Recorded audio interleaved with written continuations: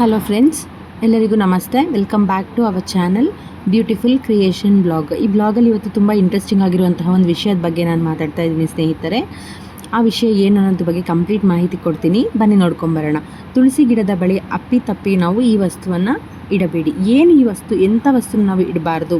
ಅಂಥ ವಸ್ತುಗಳು ಇಟ್ಟರೆ ನಮಗೆ ಮನೆಗೆ ದರಿದ್ರ ಬರುತ್ತೆ, ಮತ್ತು ಸಿರಿವಂತಿಕೆಗೂ ದರಿದ್ರ ಬರುತ್ತೆ.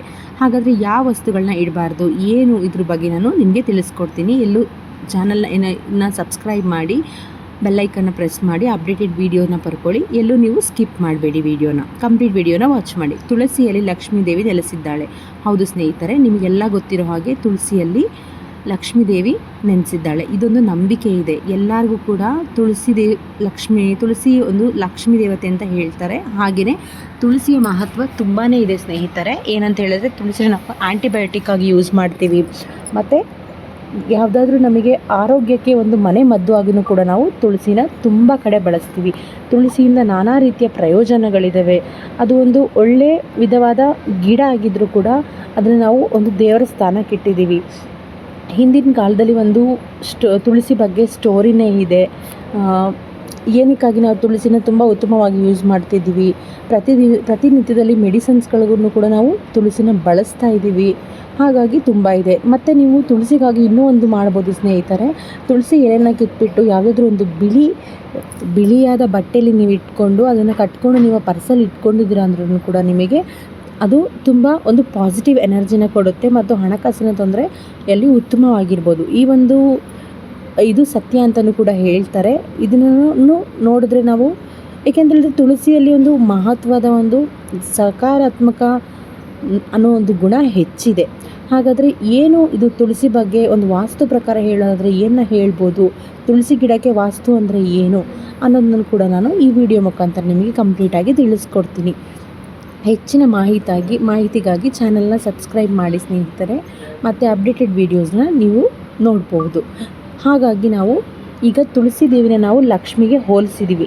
ಏಕೆಂತ ಹೇಳಿದ್ರೆ, ಲಕ್ಷ್ಮೀ ದೇವಿ ಅಂದ್ರೇ ಅದು ತುಳಸಿಯಲ್ಲಿ ನೆಲೆಸಿರ್ತಾಳೆ ಅಂತ ಒಂದು ನಂಬಿಕೆ ಇದೆ. ಅದು ಎಲ್ಲರೂ ಕೂಡ ನಂಬ್ತಾರೆ. ಅದಕ್ಕಾಗಿಯೇ ನಾವು ತುಳಸಿ ಗಿಡಕ್ಕೆ ಪ್ರತಿದಿನ ಪೂಜೆ ಮಾಡ್ತೀವಿ, ಕುಂಕುಮ ಎಲ್ಲ ಇಡ್ತೀವಿ. ಮನೆಯಲ್ಲಿ ಈ ಗಿಡ ಇದ್ದರೆ ಒಂದು ನೆಗೆಟಿವ್ ಎನರ್ಜಿ ದೂರ ಆಗುತ್ತೆ ಅಂತ ಅಂದ್ಕೊಳ್ತೀವಿ. ಮತ್ತು ಈ ಒಂದು ತುಳಸಿ ಗಿಡ ಪಾಸಿಟಿವ್ನ ತುಂಬಾ ತಂದುಕೊಡುತ್ತೆ. ಆದರೆ ತುಳಸಿ ಪೂಜೆಗೆ ಕೆಲವು ನಿಯಮಗಳಿದೆ. ಏನು ಅಂತ ಹೇಳಿದ್ರೆ, ನಾವು ಅದನ್ನು ಬಳಸೋ ರೀತಿ ಈ ಥರನೇ ಇರಬೇಕು, ಅದಕ್ಕೆ ಪೂಜೆ ವಾಡಿಕೆಯೂ ಈ ಥರನೇ ಇರಬೇಕು. ತುಳಸಿನ ಯಾವ ಥರ ನಾವು ಗಿಡನ ಪೋಷಣೆ ಮಾಡ್ತೀವಿ, ಯಾವ ಥರ ಅದರಲ್ಲಿ ಸ್ನೇಹಿತರೆ ಗಿಡ ತುಂಬ ಚೆನ್ನಾಗಿ ಬರ್ತಾ ಇದೆ ಮನೇಲಿ ಅಂದ್ರೆ ಒಂದು ಒಳ್ಳೆಯ ಅರ್ಥ ಇರುತ್ತೆ. ಅದು ಬಾಡಿದೆ ಅಂದ್ರೆ ಒಂದು ಅರ್ಥ ಇದೆ. ಪ್ರತಿಯೊಂದಕ್ಕೂ ಒಂದೊಂದು ಮೀನಿಂಗ್ ಇರುತ್ತೆ. ಆದರೆ ತುಳಸಿ ಪೂಜೆಗೆ ನಾವು ಹೇಗೆ ತುಳಸಿನ ಬಳಸಬೇಕು, ತುಳಸಿಗೆ ಬಳಸುವಂತಹ ವಿಧಾನ ಯಾವುದು ಪೂಜೆಗೆ ಅನ್ನೋದು ಕೂಡ ಒಂದು ನಾವು ಇದರಲ್ಲಿ ತಿಳ್ಕೊಳ್ಬೋದು. ಮತ್ತು ಪೂಜೆಗೆ ಬಳಸೋದಂತ ಮಾತ್ರ ಅಲ್ಲ, ತುಳಸಿ ಗಿಡ ನಿಮಗೆ ಗೊತ್ತಿದೆ ಎಲ್ಲದರಲ್ಲೂ ತುಳಸಿ ಗಿಡ ಒಂದು ವಿಷ್ಣುವಿಗೆ ಇಷ್ಟವಾಗಿದ್ದಂತಹ ಒಂದು ಪ್ರಿಯವಾದಾಗಿದೆ ಅಂತ ನಾವು ನಂಬೋದು. ಅದರಲ್ಲೂ ಇದು ನಾವು ಪವಿತ್ರವಾದ ಸಸ್ಯ ಅಂತ ಕೂಡ ಹೇಳ್ತೀವಿ. ಯಾಕೆ ಅಂತ ಹೇಳಿದ್ರೆ, ತುಳಸಿಯಲ್ಲಿ ಲಕ್ಷ್ಮೀ ದೇವಿ ನೆಲೆಸಿರ್ತಾಳೆ ಅನ್ನೋದು ನಂಬಿಕೆ ಇರೋದ್ರಿಂದ ಇದು ನಾವು ಪವಿತ್ರವಾದ ಒಂದು ಸಸ್ಯ ಅಂತಲೇ ಹೇಳ್ತೀವಿ. ಅದಕ್ಕಾಗಿಯೇ ನಾವು ಬೆಳಗ್ಗೆ ಮತ್ತು ಸಂಜೆ ಈ ಗಿಡದ ಬಳಿ ದೀಪ ಕೂಡ ಹಚ್ತೀವಿ, ಪೂಜೆ ಕೂಡ ಮಾಡ್ತೀವಿ, ಕುಂಕುಮನೂ ಹಚ್ತೀವಿ, ಇದನ್ನೆಲ್ಲ ಮಾಡ್ತೀವಿ. ಯಾಕೆ ಅಂದರೆ ಇದು ದೇವರ ಒಂದು ಪ್ರತೀಕ, ದೇವರ ಒಂದು ರೂಪ ಅಂಥೇಳಿ ನಾವು ಹೀಗೆಲ್ಲ ಮಾಡ್ತೀವಿ. ಹಾಗಾಗಿ ವಾಸ್ತು ಪ್ರಕಾರ ತುಳಸಿ ಗಿಡ ಯಾವ ಕಡೆ ಇದ್ದರೆ ಒಳ್ಳೆಯದು ಮನೆಗೆ, ಮತ್ತು ತುಳಸಿ ಗಿಡನ ಹೇಗೆ ಪೋಷಣೆ ಮಾಡಬೇಕು, ಯಾವ ದೇವರಿಗೆ ತುಳಸಿಯನ್ನು ತುಂಬ ಇಷ್ಟ ಮತ್ತು ಯಾವುದರಿಗೆ ಇದು ಒಗ್ಗಲ್ಲ, ಏನಕ್ಕೋಸ್ಕರ ನಾವು ತುಳಸಿಯನ್ನು ಇಂಥ ದೇವಸ್ಥಾನಗಳಿಗೆ ತಗೊಂಡು ಹೋಗಬಾರ್ದು, ಒಂದೊಂದಕ್ಕೂ ಒಂದೊಂದು ಇರುತ್ತೆ. ಮತ್ತು ಸ್ನೇಹಿತರೆ, ಒಂದೊಂದು ಕಡೆ ಒಂದೊಂದು ಥರ ಬಂದಿರ್ತಾರೆ. ನಿಮಗೆ ಗೊತ್ತಿದೆ ಅಲ್ವಾ, ಹೆಣ್ಮಕ್ಳನ್ನ ಪೂಜೆಗೆ ಹೆಣ್ಣು ಮಕ್ಕಳು ತುಳಸಿನ ಕಟ್ ಮಾಡಬಾರ್ದು ಅಂತಾರೆ. ಮನೆಯಲ್ಲಿ ಗಂಡಸರುಗಳು ಕಟ್ ಮಾಡಬೇಕು ಅಥವಾ ಚಿಕ್ಕ ಮಕ್ಕಳ ಕೈಲಿ ಕಟ್ ಮಾಡಿಸ್ಬೇಕು ಅಂತ ಹೇಳ್ತಾರೆ. ಆ ಥರನೂ ಇದೆ. ನೀವು ದೇವಸ್ಥಾನಕ್ಕೆ ಹೋಗಿ ತುಳಸಿನ ಕೊಡ್ಬೋದು ಪೂಜೆಗೆ, ಆದರೆ ತುಳಸಿನ ಕಟ್ ಮಾಡೋದು ಗಂಡು ಮಕ್ಕಳು ಅಥವಾ ಮನೇಲಿ ದೊಡ್ಡವ್ರು ಯಾರಾದರೂ ಮಾಡ್ಬೋದು ಅಂತಲೂ ಹೇಳ್ತಾರೆ. ಹೆಣ್ಮಕ್ಳು ತುಳಸಿನ ಕಟ್ ಮಾಡಲ್ಲ ಅಂತ ಹೇಳ್ತಾರೆ. ಆದರೆ ಅದನ್ನು ಹಾರ ಮಾಡ್ತಾರೆ, ಬಟ್ ಅದು ಕಟ್ ಮಾಡಿ ಕೊಟ್ರೇ ಅದು ಮಾಡೋದು ಅಂತ ಹೇಳ್ತಾರೆ. ಹಾಗಾಗಿ ತುಳಸಿ ಪೂಜೆಗೆ ಕೆಲವು ನಿಯಮಗಳನ್ನು ಕೂಡ ನಾವು ಪಾಲಿಸಬೇಕಾಗತ್ತೆ. ಅವುಗಳಲ್ಲಿ ಅನುಸರಿಸುವಂತಹ ನಾವೆಲ್ಲ ಕರೆಕ್ಟಾಗಿ ಮಾಡಲಿಲ್ಲ ಅದು ವಿಫಲ ಆಯಿತು ಅನ್ನೋದಾದರೆ ಜೀವನದಲ್ಲಿ ಅನೇಕ ಸಮಸ್ಯೆಗಳಿಗೂ ಕೂಡ ಅದು ಕಾರಣ ಆಗುತ್ತೆ. ಅದಕ್ಕಾಗಿಯೇ ತುಳಸಿಯನ್ನು ಪೂಜಿಸುವಾಗ ಕೆಲವು ನಿಯಮಗಳನ್ನ ನಾವು ಯಾವತ್ತೂ ಮರಿಬಾರ್ದು ಸ್ನೇಹಿತರೆ. ಬನ್ನಿ ಇವಾಗ ನಾನು ಏನು ಹೇಳಕ್ಕೆ ಬಂದೆ ಇದ್ರ ಬಗ್ಗೆ ಅಂದರೆ, ತುಳಸಿಯು ತನ್ನ ಹಿಂದಿನ ಜನ್ಮದಲ್ಲಿ, ಇದು ನೋಡಿ ತುಂಬ ಒಂದು ಸ್ಟೋರಿನೇ ಇದೆ. ಹಿಂದಿನ ಜನ್ಮದಲ್ಲಿ ಜಲಾಂಧರನ ಹೆಂಡತಿಯಾಗಿದ್ಲಂತೆ. ಈ ಜನ್ಮ ಅಂತಲ್ಲ, ಹಿಂದಿನ ಜನ್ಮದಲ್ಲಿ ಅದು ಜಲಾಂಧರನ ಒಂದು ಹೆಂಡತಿಯಾಗಿರ್ತಾಳಂತೆ ಅಂತ ಹೇಳಿ ನಮ್ಮೆಲ್ಲರೂ ನಂಬ್ತಾರೆ ಅದನ್ನು. ಆದರೆ ಇಲ್ಲಿ ಏನಂತ ಹೇಳಿದ್ರೆ, ಪರಮೇಶ್ವರ ಅಂದರೆ ಈಶ್ವರ ಇದ್ದಾನಲ್ವ, ಈಶ್ವರ ದೇವರು ಜಲಾಂಧರನ ಹೆಂಡತಿಯನ್ನು ಕೊಲ್ತಾನಂತೆ. ಇವಾಗ ಜಲಾಂಧರ ಹೆಂಡತಿಯನ್ನು ಕೊಂದಿರೋದ್ರಿಂದನೇ ಏನಾಗುತ್ತೆ, ತುಳಸಿ ಬಳಿ ಶಿವಲಿಂಗವನ್ನು ಯಾವುದೇ ಸಂದರ್ಭದಲ್ಲೂ ಇಡಬಾರ್ದಂತೆ. ನೋಡಿ ಸ್ನೇಹಿತರೆ, ಇದು ಒಂದು ಸ್ಟೋರಿ ಇದೆ, ಏನಕ್ಕೆ ಶಿವಲಿಂಗದ ಹತ್ರ ತುಳಸಿನ ಇಡಬಾರ್ದು ಅಂತೇಳಿ. ಹಾಗಾಗಿ ತಪ್ಪಾಗಿ ತುಳಸಿ ಗಿಡ ಬಳಿ ಏನಾದರೂ ನಾವು ಚಪ್ಪಲನ್ನ ಬಿಡಬೇಡಿ.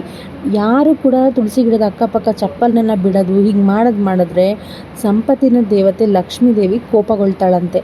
ಮನೆಯಲ್ಲೂ ಕೂಡ ಹಣಕಾಸಿನ ತೊಂದರೆಗಳಾಗಲಿ ಅದು ಇದೆಲ್ಲ ತುಂಬ ಹಿಂಸೆಗಳಾಗ್ತವಂತೆ. ಹೀಗಾಗಿ ಈ ಕಾರಣದಿಂದಲೂ ಕೂಡ ನಾವು ಆರ್ಥಿಕ ಸಮಸ್ಯೆನ ಎದುರಿಸ್ಬೇಕಾಗುತ್ತೆ, ಅದನ್ನು ನಾವು ಫೇಸ್ ಮಾಡಬೇಕಾಗುತ್ತಂತೆ. ಆರ್ಥಿಕ ಸಮಸ್ಯೆಯೂ ಕೂಡ ನಮಗೆ ತೊಂದರೆ ಆಗುತ್ತಂತೆ. ಹಾಗಾಗಿ ತುಳಸಿ ಗಿಡ ಅಕ್ಕಪಕ್ಕ ನಾವು ಸ್ಲಿಪ್ಪರ್ಗಳನ್ನೆಲ್ಲ ಬಿಡಬಾರ್ದಂತೆ. ಇದು ಒಂದು ನಂಬಿಕೆ ಇದೆ ಸ್ನೇಹಿತರೆ, ಇದನ್ನು ಕೂಡ ನಾವು ಫಾಲೋ ಮಾಡಬೇಕು. ಯಾಕೆಂದರೆ ಅದು ದೇವಿ ಅಂತ ಆದಮೇಲೆ ಅದರಲ್ಲೂ ಒಂದು ಒಳ್ಳೆಯ ಗುಣಗಳಿದೆ ಅಂದಮೇಲೆ ನಾವು ನಮಗೆ ಗೊತ್ತಿದ್ದು ನಾವು ಅದನ್ನು ಮಾಡೋಕ್ಕೆ ಹೋಗಬಾರ್ದು. ಮಾಡಿದ್ದೀವಿ ಅಂತ ಹೇಳಿದ್ರೆ ಅದು ತುಂಬ ನಮಗೆ ತಪ್ಪಾಗುತ್ತೆ. ಹಾಗಾಗಿ ಇದನ್ನು ಕೂಡ ನಾವು ಒಂದು ಒಳ್ಳೆಯ ರೀತಿಯಲ್ಲೇ ಚೇಂಜ್ ಮಾಡ್ಕೋಬೇಕಾಗುತ್ತೆ. ಏಕೆಂದರೆ ಇದು ದೇವರಿಗೆ ಕೋಪ ಬರುತ್ತೆ ಅಂದರೆ ಕಷ್ಟ ಅಲ್ವಾ, ಅಂದರೆ ತೊಂದರೆಗಳ ಆರ್ಥಿಕ ಸಮಸ್ಯೆಗಳೆಲ್ಲ ಬರುತ್ತೆ ಅಂತ ಹೇಳಿದ್ರೂ ಕಷ್ಟನೇ ಅಲ್ವಾ. ಹಾಗಾಗಿ ನೋಡಿ ಸ್ನೇಹಿತರೆ, ಶಿವಲಿಂಗದ ಹತ್ರನೂ ಕೂಡ ಯಾವುದೇ ಕಾರಣಕ್ಕೂ ತುಳಸಿಯನ್ನು ಇಡೋದಿಲ್ವಂತೆ. ಅದರ ಪಕ್ಕದಲ್ಲಿ, ಶಿವಲಿಂಗ ಪಕ್ಕದಲ್ಲೂ ಕೂಡ ಇಡಲ್ವಂತೆ. ಹಾಗೆ ಸ್ನೇಹಿತರೆ, ಇನ್ನೊಂದು ವಾಸ್ತು ಪ್ರಕಾರ ತುಳಸಿಯನ್ನು ಯಾವ ದಿಕ್ಕಲ್ಲಿಡಬೇಕು, ಯಾವ ದಿಕ್ಕಲ್ಲಿಟ್ಟರೆ ಮನೆಗೆ ಒಳ್ಳೆಯದು, ಮತ್ತು ಯಾವ ದಿಕ್ಕಲ್ಲಿ ಅದನ್ನ ನೆಟ್ಟರೂ ಕೂಡ ಮನೆಗೆ ಒಳ್ಳೆಯದು ಅನ್ನೋದು ಕೂಡ ತುಂಬ ಇಂಪಾರ್ಟೆಂಟ್ ಸ್ನೇಹಿತರೆ. ತುಳಸಿ ಗಿಡ ಯಾವ ದಿಕ್ಕಲ್ಲಿ ನೆಡಬಾರ್ದು, ತುಳಸಿ ಗಿಡವನ್ನು ಇಡಲು ಯಾವ ದಿಕ್ಕು ಅತ್ಯುತ್ತಮ ಅಂದರೆ ಉತ್ತಮ ಯಾವುದು ಅಂತ ಹೇಳಿದ್ರೆ ಈಶಾನ್ಯ ದಿಕ್ಕು. ಈಶಾನ್ಯ ದಿಕ್ಕಲ್ಲಿ ತುಳಸಿ ಇದೆ ಅಂತ ಹೇಳಿದ್ರೆ ಅದು ತುಂಬ ಒಳ್ಳೆಯದು. ಶಾಸ್ತ್ರ ಪ್ರಕಾರ ಈಶಾನ್ಯ ದಿಕ್ಕಲ್ಲಿ ತುಳಸಿ ಏನಾದರೂ ಬೆಳೀತಾ ಇದೆ ಅಂದರೆ ಮನೆಗೆ ತುಂಬ ಒಳ್ಳೆಯದಾಗುತ್ತೆ, ಎಲ್ಲ ಥರ ವೃದ್ಧಿ ಆಗುತ್ತೆ. ಒಂದು ಅಂತಸ್ತಿನಾಗ್ಬೋದು, ಒಂದು ಆರ್ಥಿಕವಾಗಿ ಆಗ್ಬೋದು, ಒಂದು ಆರೋಗ್ಯವಾಗಿ ಆಗ್ಬೋದು, ಎಲ್ಲದರಲ್ಲೂ ತುಂಬ ಒಳ್ಳೆಯದು ಸ್ನೇಹಿತರೆ. ನಿಮ್ಮ ಮನೆಗೆ ಎಲ್ಲಾದರೂ ತುಳಸಿ ಗಿಡ ಇದೆ ಅಂತ ಹೇಳಿದ್ರೆ ಅದನ್ನು ಮೊದಲು ನೀವೇನು ಮಾಡಿ ಅಂದರೆ ಈಶಾನ್ಯ ದಿಕ್ಕಲ್ಲಿ ನೀವು ಅದನ್ನ ಇಡಬೇಕು. ಈಶಾನ್ಯ ದಿಕ್ಕಲ್ಲಿ ನೀವು ಇಟ್ಟಿದ್ದೀರ ಅನ್ನೋದಾದರೆ ಖಂಡಿತವಾಗ್ಲೂ ನಿಮ್ಮ ತುಳಸಿನೂ ಕೂಡ ತುಂಬ ನಿಮಗೆ ಆರ್ಥಿಕವಾದ ಸಮಸ್ಯೆಗಳನ್ನೆಲ್ಲ ದೂರ ಮಾಡುತ್ತೆ. ನೀವು ಇದನ್ನು ಒಂದ್ಸಲಿ ಟ್ರೈ ಮಾಡಿ ಸ್ನೇಹಿತರೆ. ನೀವು ನಿಮ್ಮ ತುಳಸಿ ಗಿಡ ಮನೇಲಿ ಇದೆ ಅಂದರೆ ಅದನ್ನು ಈಶಾನ್ಯ ದಿಕ್ಕಲ್ಲಿ ಇಟ್ಟು ನೋಡಿ, ಮತ್ತು ಮನೇಲಿ ಆಗುವಂತಹ ಕೆಲವೊಂದು ಕ್ಷಣಗಳನ್ನ ನೀವೇ ಒಂದು ತೊಗೊಳ್ಬೋದು. ನಿಮ್ಮ ಪಾಸಿಟಿವ್ ಏನು, ನೆಗೆಟಿವ್ ಏನು ಅನ್ನೋ ಥಿಂಕ್ ಮಾಡ್ಬೋದು. Thanks for watching friends, and please subscribe ಮಾಡಿ ಬ್ಯೂಟಿಫುಲ್ ಕ್ರಿಯೇಷನ್ ಬ್ಲಾಗ್ನ. ಹೆಚ್ಚಿನ ಮಾಹಿತಿಗಾಗಿ ಚಾನಲ್ನ ಸಬ್ಸ್ಕ್ರೈಬ್ ಮಾಡೋದನ್ನ ಮರಿಬೇಡಿ ಮತ್ತು ಬೆಲ್ಲೈಕನ್ನ ಪ್ರೆಸ್ ಮಾಡಿ. ಚಾನಲ್ ಸಬ್ಸ್ಕ್ರೈಬ್ ಮಾಡೋದ್ರಿಂದ ನೆಕ್ಸ್ಟ್ ವೀಡಿಯೋಸ್ನ ನೀವು ಅಪ್ಡೇಟೆಡ್ ವೀಡಿಯೋಸ್ನ ನೋಡ್ಬೋದು. Thank you.